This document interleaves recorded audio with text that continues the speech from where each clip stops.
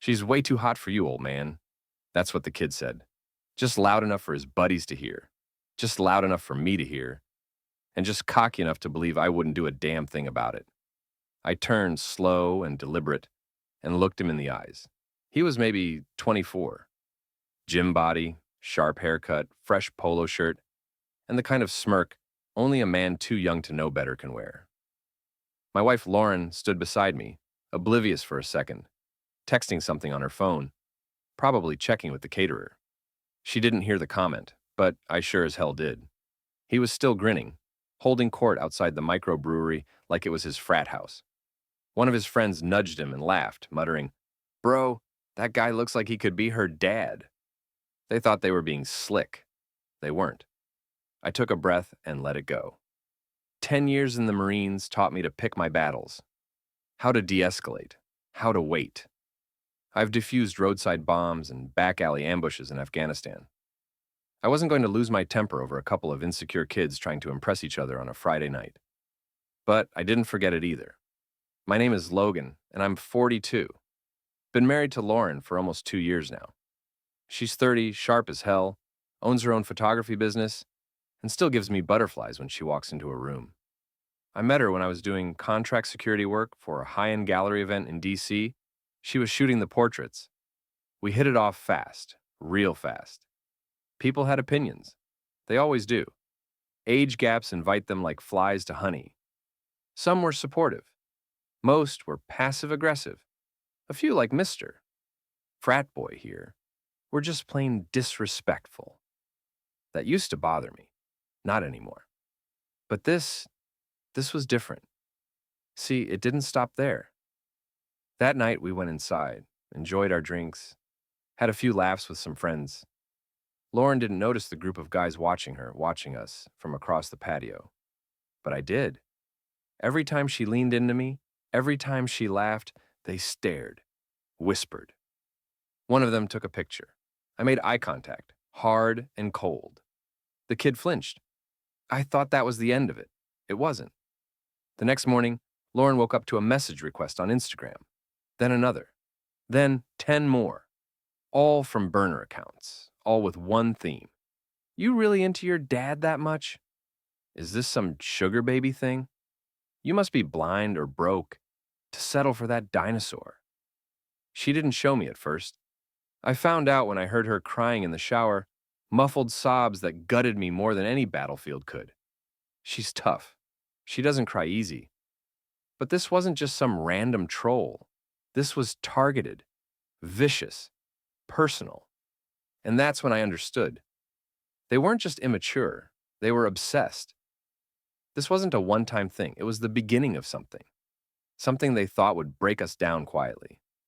They underestimated how calm I could be under fire. I didn't storm over there. I didn't confront them in public. I did what I've always done when someone draws a line in the sand. I studied the terrain. Lauren tried to brush it off after that, pretending everything was fine. But I could see her pulling back, not wanting to post pictures of us together, wearing sunglasses more often when we went out, taking longer to get dressed, like she was trying to overcompensate for some imaginary mistake she thought she made by marrying me.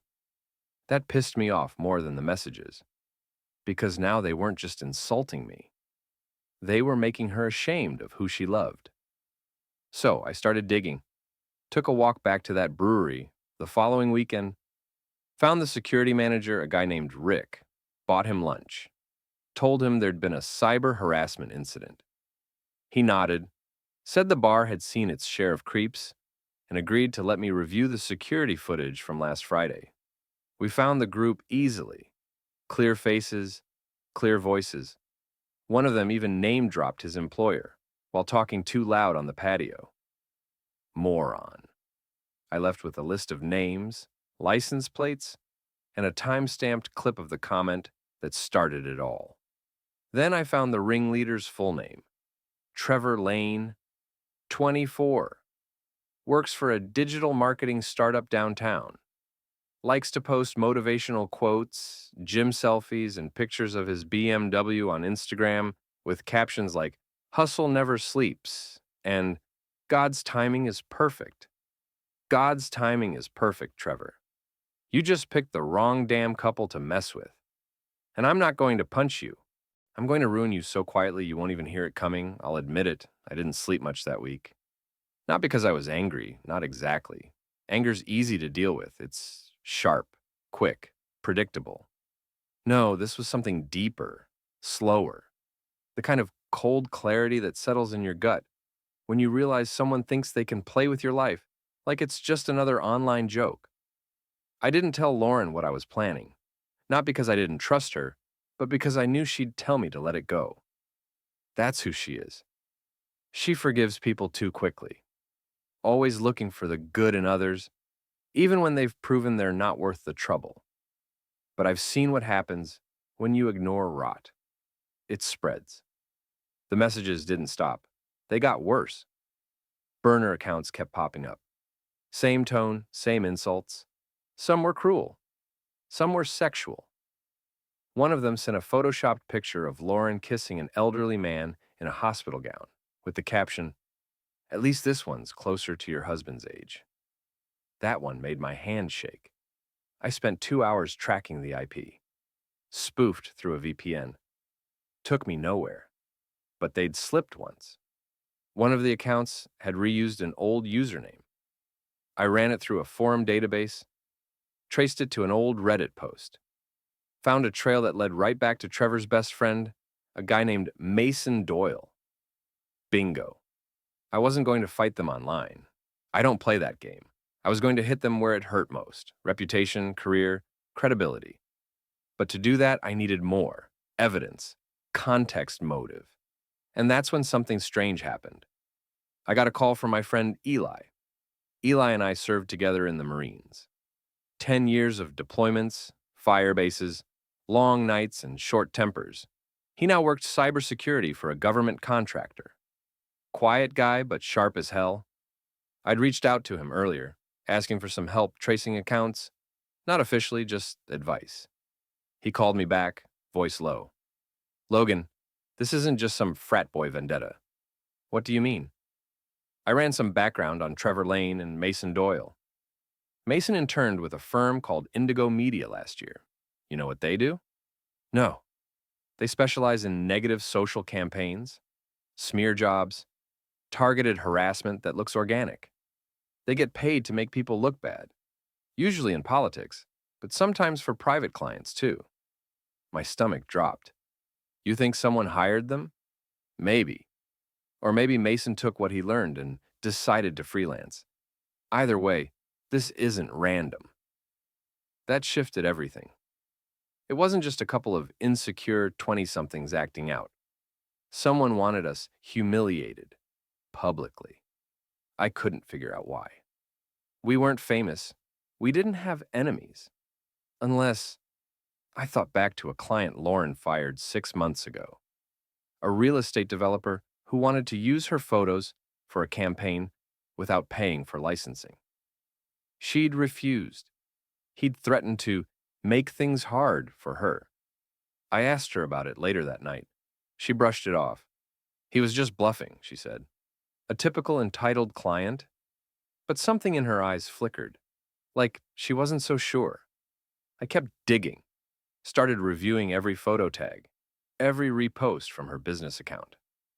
Buried between the comments and filters, I found one that stood out, months old, but strange. A throwaway account that complimented Lauren's work, then immediately asked if her husband was really that old. Subtle, almost playful. But it was the same pattern. They'd been watching for a while. Lauren got a call the next day from one of her clients, said they were reconsidering their contract, said they didn't want to be associated with any kind of controversy. She was confused, hurt. I didn't tell her what I suspected, not yet, but I knew. This was coordinated, and I couldn't prove it, yet. Meanwhile, Mason posted a story on Instagram. Just him and Trevor lifting at the gym. We handle our haters at the squat rack. No tags, no context. But I knew that was for me. I'd seen this pattern overseas, how people escalate small tensions into full-on warfare just to prove a point. And I knew what came next. They'd try to isolate us, and it started fast. One of Lauren's regular studio assistants quit, citing online backlash. Then a review popped up on her site accusing her of manipulating older men into funding her business. Nonsense. But damaging. Then my gym membership was revoked. They didn't say why, just told me they were reviewing complaints. It was working. People were pulling away from us. Quietly, indirectly, like we were radioactive. That night, Lauren broke down. I don't understand, she said through tears. Why are they doing this? What did we ever do to them? I held her, but I didn't answer, because I wasn't sure anymore. I started sleeping in shifts again. Old habits, watching the windows, checking the door locks twice. I wasn't scared, not in the usual way. But I knew better than to assume cowards would stay digital. And that's when something new came. A letter, handwritten, no return address. Just one sentence inside. You're not as invisible as you think. That's when I knew this wasn't just personal, it was professional. Somebody didn't want me or Lauren being seen at all, and I was done being patient. I still had the letter sitting on my desk, unfolded, staring up at me like a challenge. You're not as invisible as you think. The handwriting was neat. Tight loops, confidence in every stroke. Someone wanted me to know this wasn't some anonymous attack. It was calculated, surgical, and they were watching. It was Lauren who brought up the idea of going to the police. She sat across from me at the kitchen table, clutching her mug like it was the only warm thing left in the world. They're making threats now, Logan, she said quietly. You don't have to prove anything. Just let someone help. But I didn't trust the system to handle this kind of thing. What were we supposed to say? A bunch of young guys are calling me old and tanking my wife's business. They'd take a report, maybe flag a few IPS. Nothing would change. No, this needed precision. And that's when I made a call I hadn't expected to make. There's a guy I knew back from my contracting days. Name's Dante Rios. Ex-CIA tech officer turned freelance investigator. He owed me a favor from something in Kandahar we never talk about. And I figured if anyone could dig deeper than Eli, it was him. I met Dante in a parking garage 2 nights later. He leaned against a matte black Charger, arms crossed, looking exactly like you'd expect. Dark jacket, calm eyes, beard trimmed down to military standard. We didn't shake hands, just nodded. You really think some Instagram clowns are worth my time? He asked. They're not clowns, I said, passing him the screenshots. They're working like they're being paid, and they've got reach. He looked over the documents silently, flipping through burner accounts, DNS lookups, metadata. You sure this isn't just pride, Logan? Some idiot calls you old and now you're launching a personal crusade? Wouldn't be here if it was just about me, I said. They're hitting Lauren's business, targeting our clients. This is reputation warfare. Dante raised an eyebrow. You think this is corporate? I think it's connected. And I think it started months ago, when Lauren cut ties with a developer named Ethan McRae. He paused. That name stuck. Dante pulled out his phone, typed for a few seconds, then frowned. McRae Ethan James, CEO of Skyline Media Group. Real estate investor, early-stage tech backer. Got sued last year for IP theft. Settled. Quietly, I nodded. Lauren did a branding shoot for one of his projects. He tried to reuse her work without paying. She pulled her license. He didn't take it well. Dante tucked the phone away. That's not the kind of guy who forgives easily. You think he's behind this? I think Mason Doyle didn't invent this idea. He's a tool, but the toolbox is bigger than you thought. It made sense. McRae had money, connections, and a chip on his shoulder.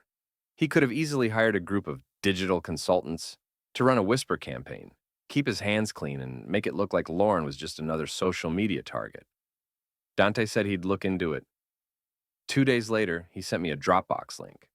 Inside were files, chats, contracts, wire transfer records, all tying McRae to a boutique agency called Fifth Element Strategies. Officially, they specialized in narrative management. Unofficially, they ran disinformation and suppression campaigns for high-paying clients with reputations to protect. And guess who one of their creative interns was Trevor Lane. That smug little punk hadn't just insulted me on a whim. He'd been trained, coached, paid to find a weak spot and dig into it. His friends were part of the campaign too. Mason ran the digital side. Another guy named Rohan handled the sock puppet accounts. They weren't just harassing us for fun, they were beta testing a strategy. Lauren had become a target of opportunity. Young wife, older husband, an easy narrative to manipulate. Slut-shaming her, age-shaming me, turning us into a meme. I sat in my office staring at the evidence. This wasn't revenge anymore. This was war. But I wasn't going to come at them with lawsuits or press releases. No, I had something better. Truth. It was Dante's idea to flip the script. He connected me with a journalist named Jenna Price, a freelance investigator who'd spent years digging into smear campaigns and corporate harassment tactics. We met at a diner out on Route 16. Jenna looked tired, wired, and excited all at once. "Let me get this straight," she said, flipping through the files. "A boutique harassment firm targeted your wife's business because a real estate mogul got salty about losing a photo license?" More or less. And instead of going public, they tried to destroy your reputation through viral humiliation. Still trying. Jenna grinned like a shark smelling blood. "I can work with this." We spent the next 3 days building a timeline. Jenna mapped every incident, every message, every fake account, and connected it to Fifth Element's operation manual. It was brilliant in a dark way. They weaponized perception, made harassment look like public opinion, built a story from nothing. And then, Jenna dropped the bomb. She found an internal memo from Fifth Element, dated 3 weeks prior, listing Lauren as a Tier 2 profile. Translation: if the first wave of public pressure didn't work, they'd escalate. That explained the letter. That explained the client cancellations. And that's when Lauren walked into my office, holding her phone, face pale.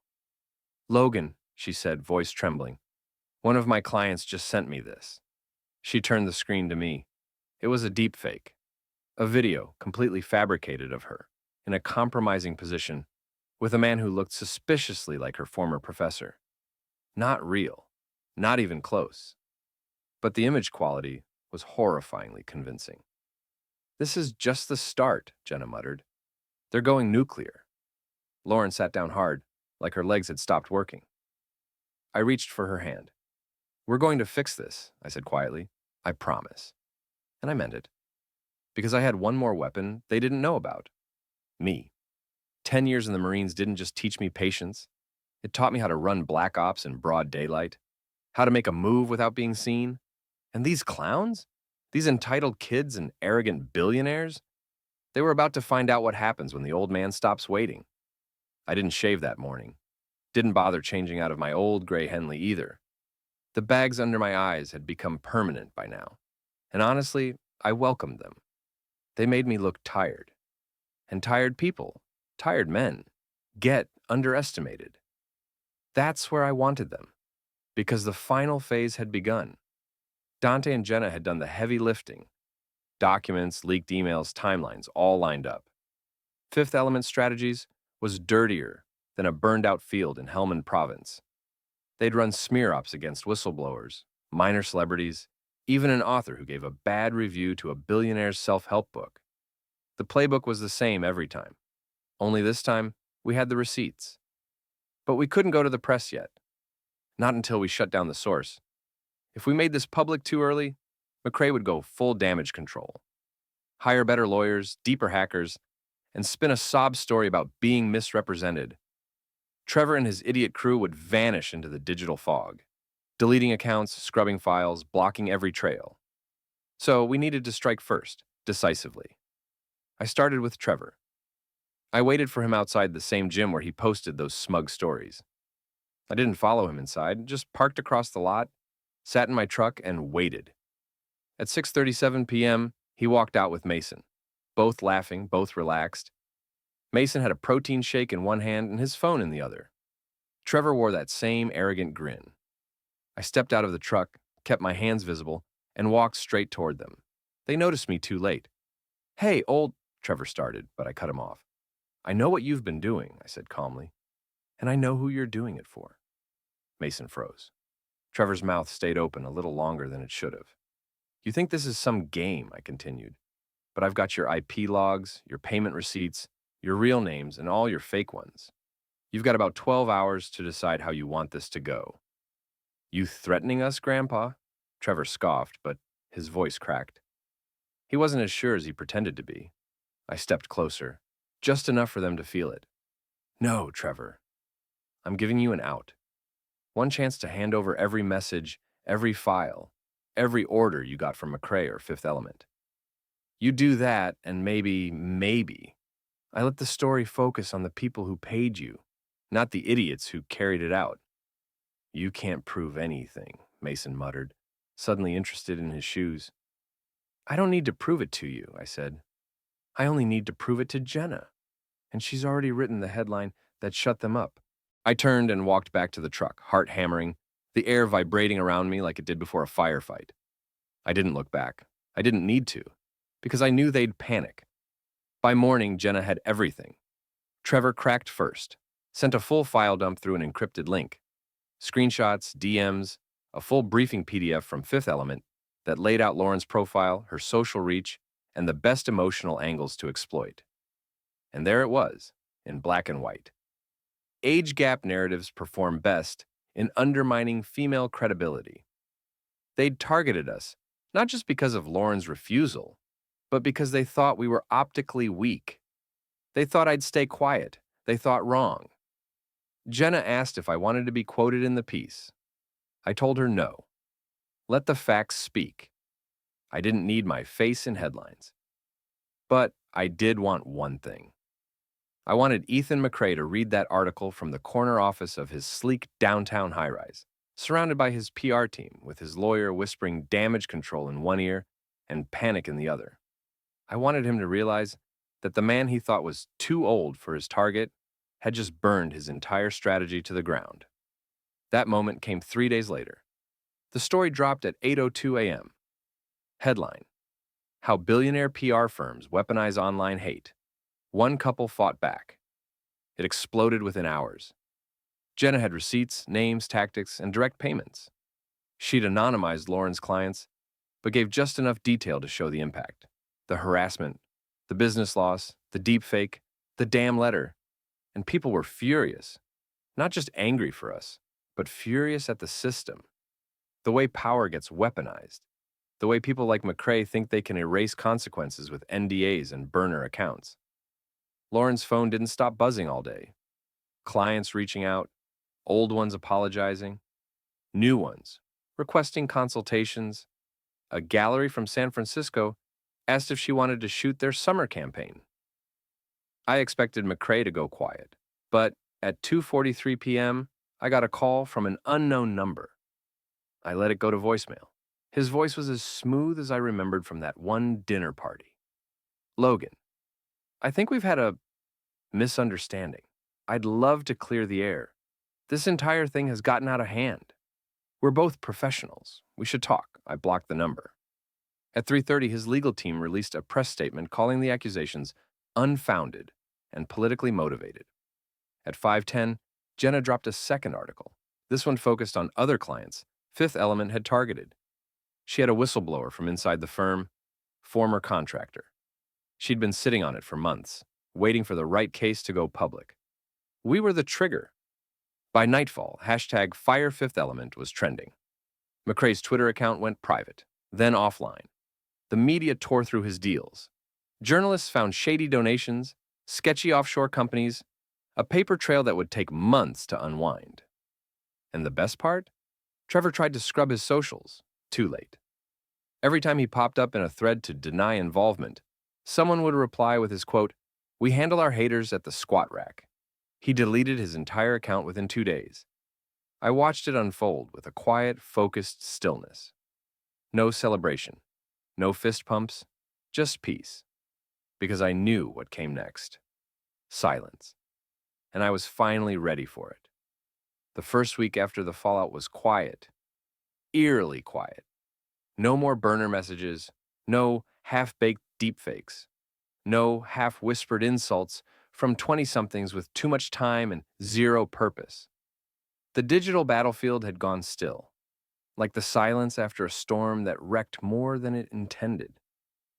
But inside our home, we were still healing. Lauren started sleeping with the lights on again, said it helped her brain rest. I didn't question it. We did what we needed to feel safe. Sometimes that meant triple checking the locks. Sometimes it meant just holding her for a full hour while the weight of everything she'd bottled up finally broke loose. You think they'll try again? She asked one night, curled against my chest. No, I said, they're done. Truth was, I didn't know. Men like McCrae don't lose well, but they bleed when they do. A week after the article, Jenna sent me a text with a photo. McCrae stepping out of a courthouse, his face pale, flanked by lawyers. The caption under the photo in the news read, "Billionaire media investor accused of coordinating online harassment campaign." Apparently, an ex-Fifth Element contractor flipped to the feds. Some of the firm's narrative management tactics bordered on RICO territory. The phrase ongoing investigation was being thrown around a lot. I didn't care if he went to prison. I just wanted him stripped of the illusion that power insulated him. And now, everyone knew what he really was. A coward who hired smaller cowards to do his dirty work. As for Trevor and Mason, word got out fast. They weren't hired again in media. A few Reddit threads started connecting their names to the harassment campaign. One of them tried to blame cancel culture. The other deleted everything and disappeared. Good. Lauren's business came back stronger than ever, but she changed too. She stopped softening her edges for people who couldn't handle them. She cut ties without apology, and one night, as we lay on the couch, she said something that stopped me cold. I used to wonder if you were too old for me, she whispered, not because of the age, but because you carry so much weight I thought I'd never understand. I stayed quiet. Then she reached for my hand, her voice barely above a breath. But then I realized the weight isn't a burden. It's an anchor. You keep us grounded when the world's trying to blow us apart. I didn't respond. I just held her hand tighter. A few days later, a letter arrived. Same type of envelope as the first one. No return address. Inside was a single Polaroid. A picture of Trevor and Mason, taken outside their old agency's office, posted with a sticky note. Even pawns can turn. I stared at the photo for a long time. No threat, no demand, just a reminder. A signal from the shadows that someone else was watching. Not all enemies wear labels. But I wasn't afraid. Because I wasn't alone. Lauren stood beside me, unbroken. My friends, Eli, Dante, Jenna, they had my back. And my past, all 10 years of war, blood, and survival, had prepared me for this kind of fight. And if it ever came again, I'd be ready. Not because I enjoy revenge, but because I believe in consequences. For the first time in months, I opened the curtains in my office, let the sun in, poured 2 coffees, and sat beside my wife without armor on. No war face, no sharp words, just quiet, steady love. That's the part they didn't understand. It wasn't about pride or ego or proving I was still young enough. It was about respect. And when you strip away all the noise, that's what every man really wants. To be respected by the woman he loves, and never underestimated by the fools who think time weakens the wrong kind of man. It doesn't. It hardens him. And God help the next one who forgets that.